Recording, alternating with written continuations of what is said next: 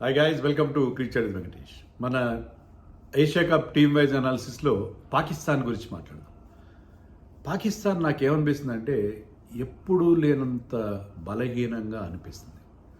At least big names లేవు, experience లేదు.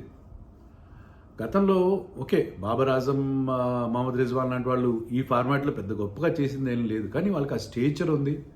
They are well known international players, figures. ఇప్పుడున్న టీంలో కనీసం మనకి ఎక్స్ ఫ్యాక్టర్ అని చెప్పగలిగే ప్లేయర్ లేడు, తగినంత ఎక్స్పీరియన్స్ లేదు. ఒకరిద్దరు ప్లేయర్స్కి Fakhar Zaman played more than 100 T20s. తర్వాత షాహిన్ షా అఫ్రీది, హారిస్ రౌఫ్, ఇలాంటి వాళ్ళకే కాస్త కొస్తో ఎక్స్పీరియన్స్ ఉంది. ఈవెన్ వాళ్ళ ప్రజెంట్ కెప్టెన్ సల్మాన్ అలీ ఆగా, అతను ఒక పట్టుమని ఒక 25 T20 ఇంటర్నేషనల్స్ ఆడుంటాడు అంతే. అతని స్ట్రైక్ రేట్ కూడా ఎంత ఉందో తెలుసా మీకు? 118 ఉంది. 118 స్ట్రైక్ రేట్ ఉంది అతని ఇంటర్నేషనల్స్లో, T20 ఇంటర్నేషనల్స్లో. సో ఆ టీంలో మనకి ఎక్స్పీరియన్స్ లేదు అండ్ బిగ్ నేమ్స్ కూడా లేవు. పలానా ప్లేయర్ ఉన్నాడు ప్రతి టీంలో. ఇప్పుడు ఆఫ్ఘనిస్తాన్ గురించి చెప్తే మనం we talk about somebody like Rashid Khan. So ప్రతి టీం గురించి ఒక మంచి ప్లేయర్ ఉంటాడు, అతను చాలా ఇంపార్టెంట్ రోల్ ప్లే చేస్తాడని మనం ఎక్స్పెక్ట్ చేసే పరిస్థితి ఉంటుంది. బట్ విత్ పాకిస్తాన్ మీకు అలాంటిది ఏం లేదు.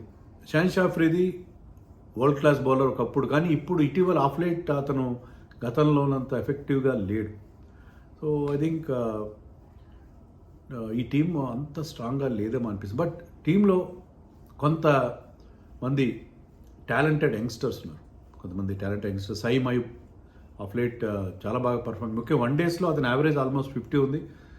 3-4 ఆడిన 10-12 మ్యాచ్ల్లో 3-4 సెంచరీలు ఉన్నాయి, 3 సెంచరీలు ఉన్నాయి. ఈ ఫార్మాట్లో కూడా అతను చాలా అగ్రెసివ్గా ఆడే ప్లేయర్. అతని స్ట్రైక్ రేట్ బాగుంది. I think strike rate is around 138 strike rate ఉంది అతనికి. 40 మ్యాచెస్ ఆడాడు. But it's been impressive, aggressive player. అలాగే హసన్ నవాజ్ అని ఇంకో ప్లేయర్ ఉన్నాడు. అతని స్ట్రైక్ రేటు 180 ఎంత ఉంది, 180 ఎంత ఉంది, 166 స్ట్రైక్ రేట్ ఉంది.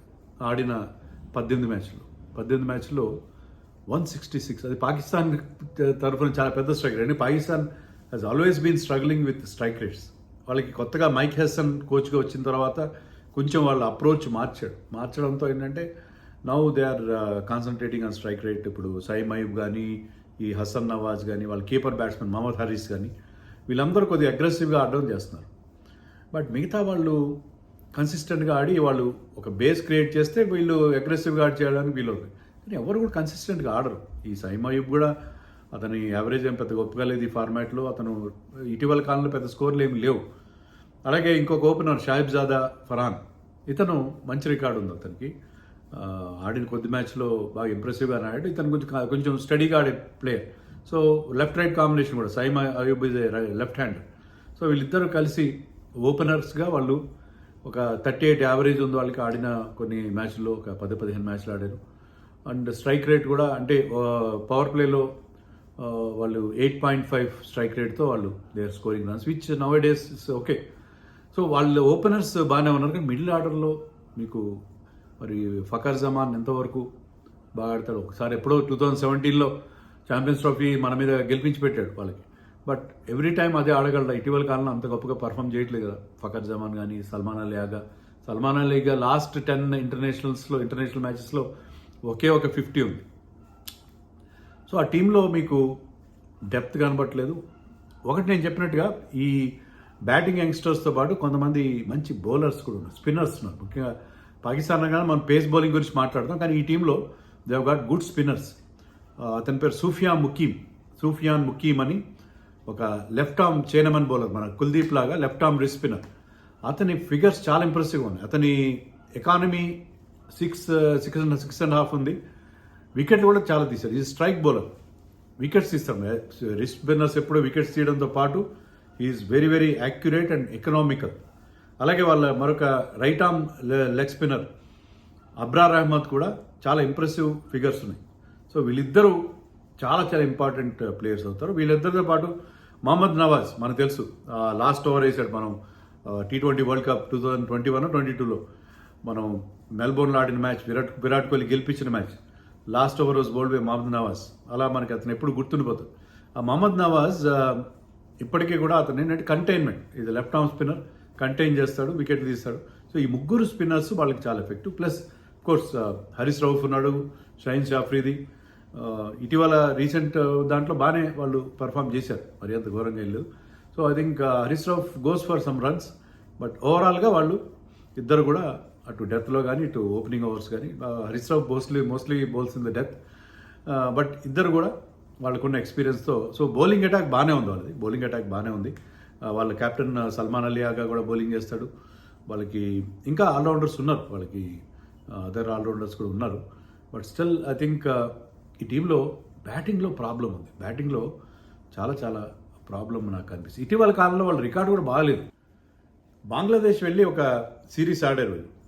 ఆ సిరీస్లో బంగ్లాదేశ్ 2 గెలిచింది, వీళ్ళు 1 మ్యాచ్ మాత్రమే గెలిచారు, ఆ సిరీస్ ఓడిపోయారు. అంతకుముందు న్యూజిలాండ్ వెళ్ళారు. న్యూజిలాండ్లో 5 మ్యాచ్లు T20 సిరీస్ ఆడారు. 5 మ్యాచ్ల్లో 4 ఓడిపోయారు, 1 మాత్రం గెలిచారు. సో ఆఫ్ లైట్ వాళ్ళ పర్ఫార్మెన్స్ ఏం గొప్పగా లేదు. టీం మీద కూడా మనకి పెద్ద హోప్స్ కనపడలేదు. ఒకటి ఏంటంటే వాళ్ళకి అక్కడ యూఏఈలో బాగా ఆడిన అనుభవం ఉంది, ఆ పిచెస్ వాళ్ళకి సూట్ అవుతాయి, అక్కడ వాళ్ళ క్రౌడ్ సపోర్ట్ కూడా ఉంటుంది.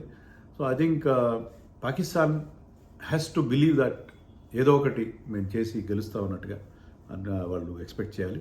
ఒకసారి వాళ్ళ 11 ఎలా ఉంటుందో మనం చూద్దాం. నేను చెప్పినట్టుగా సయీమ్ అయూబ్ అండ్ షాహిబ్ జాదా ఫరాన్ వాళ్ళిద్దరూ ఓపెన్ చేస్తారు. ఇద్దరు they are combining well. So ఏదైనా వాళ్ళకి బ్రైట్ స్పాట్ ఉందంటే వీళ్ళిద్దరే. ఫకర్ జమాన్, సల్మాన్ అలీ గారు ఇద్దరు ఎక్స్పీరియన్స్, అంటే సీనియర్స్ వీళ్ళిద్దరు కనుక మిడిల్ ఆర్డర్లో బాగా ఒక మంచి బేస్ అందించగలిగితే ఓపెనర్స్ వీళ్ళు.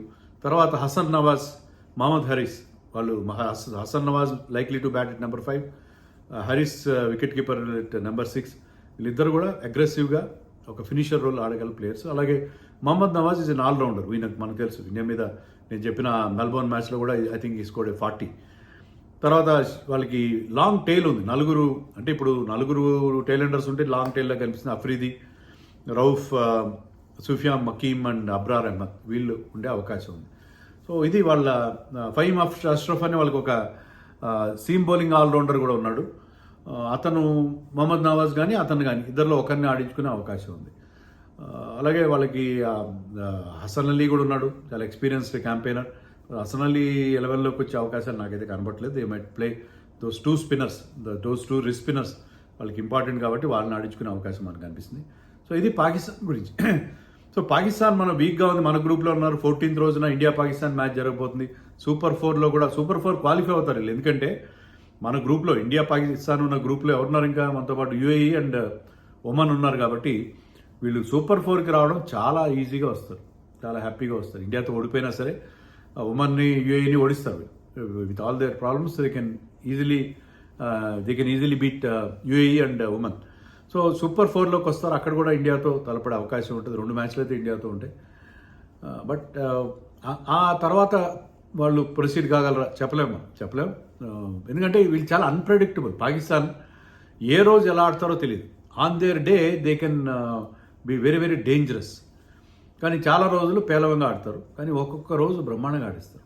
మనం అనుకున్న టాలెంట్ ఉంది వాళ్ళకి. నేను చెప్పిన యంగ్స్టర్స్ లైక్ బౌలర్స్ సుఫియా ముకీమ్ కానీ అబ్రార్ కానీ, అలాగే సయీమ్ అయూబ్, ఫర్హాన్, హసన్ నవాజ్, మహమ్మద్ హారిస్ వీళ్ళందరూ కూడా యంగ్స్టర్స్.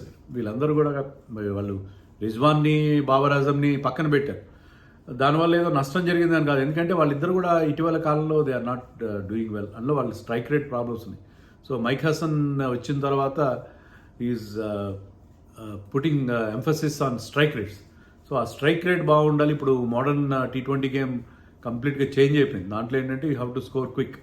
సో ఆ రకంగా చూస్తే ఐ థింక్ ఈ టీంలో పర్లేదు, వీళ్ళు స్ట్రైక్ రేట్ అంత ప్రాబ్లం ఉండే అవకాశం లేదు.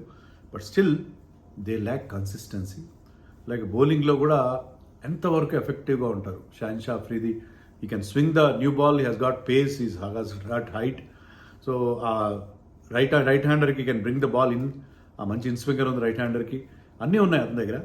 బట్ పర్ఫార్మెన్స్ ఆఫ్ లేట్ అంత గొప్పగా లేకపోవడం అనేది మనం T20 వరల్డ్ కప్లో కానీ అంతకుముందు వన్డే వరల్డ్ కప్లో కానీ చూసాం మనం. సో చూడాలి మరి వీళ్ళు ఎంతవరకు నెగ్గుకొస్తారు పాకిస్తాన్. ఐ థింక్ సూపర్ 4 దాటే అవకాశాలు నాకు కనబట్టలేదు. ఎందుకంటే ఇండియాతో పాటు ఫైనల్కి రాగల అవకాశాలు నాకు అటు ఆఫ్ఘనిస్తాన్కి శ్రీలంకకి అనిపిస్తున్నాయి. They are looking better sides than Pakistan అని చెప్పడానికి నాకైతే సందేహం లేదు. మరి పాకిస్తాన్ గురించి మీరేమనుకుంటున్నారో కామెంట్స్లో చెప్పండి.